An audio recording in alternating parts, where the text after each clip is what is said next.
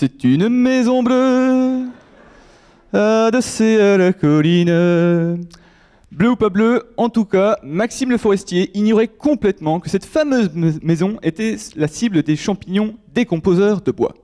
Heureusement, au fil du temps, nous avons trouvé des subterfuges pour protéger nos maisons en bois contre l'attaque de ces champignons. C'est le cas par exemple des fongicides. Malheureusement, leur toxicité peut représenter un risque pour notre santé, mais aussi pour l'environnement. Alors, est-ce qu'une autre solution est possible ? Pas de panique, c'est là que j'interviens. Au cours de ma thèse, je m'intéresse à ces champignons mangeurs de bois, que je qualifie dans mon jargon scientifique des champignons lignolithiques. Et je peux vous dire que manger du bois, c'est comme faire une thèse. Ce n'est pas de la tarte. Imaginez, c'est comme si le bois représentait, pour le champignon, un cadeau empoisonné.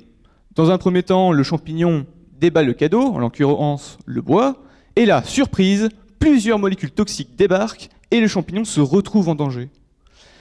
Pour vous donner une idée, ces molécules toxiques, on les retrouve même dans le vin. Alors, gustativement parlant pour nous, c'est très intéressant, mais pour le champignon, l'issue peut être fatale. Du coup, le champignon a besoin de se protéger. Il utilise alors un système de défense où interviennent des protéines de défense qui s'appellent, préparez-vous tous, les glutathions transférases. Alors ne faites pas les surpris, tout le monde ici possède des glutathions transférases. Voyez ça comme des boucliers qui parent la toxicité de certaines substances et défendent ainsi nos cellules. Vous vous demandez sans doute pourquoi s'intéresser à des protéines de défense développées par des champignons dévoreurs de bois. Moi, je vois deux raisons majeures. La première, c'est que l'étude des glutathions transférases va me permettre d'identifier les substances toxiques émises par l'arbre qui affectent leurs propriétés. Pour débusquer ces molécules toxiques, c'est vrai, certains arbres seront abattus. Alors, calmez-vous tous. Nous non plus, ça ne nous plaît pas. En plus, on a même été obligé d'abattre le cerisier d'un collègue dans son jardin. C'est pour vous dire. Mais grâce à ça, je serai en mesure de traiter de façon complémentaire le bois de charpente de vos maisons ou, pour les plus chanceux, de vos chalets, et cela en utilisant des molécules d'origine naturelle.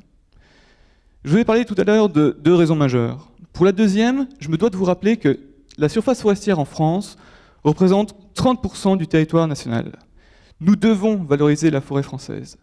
Du coup, mieux comprendre l'étude des glutathions transférases, les fameuses enzymes de défense des champignons, permettrait d'améliorer la dégradation du bois, mais aussi cela permettrait de les utiliser pour produire des biocarburants.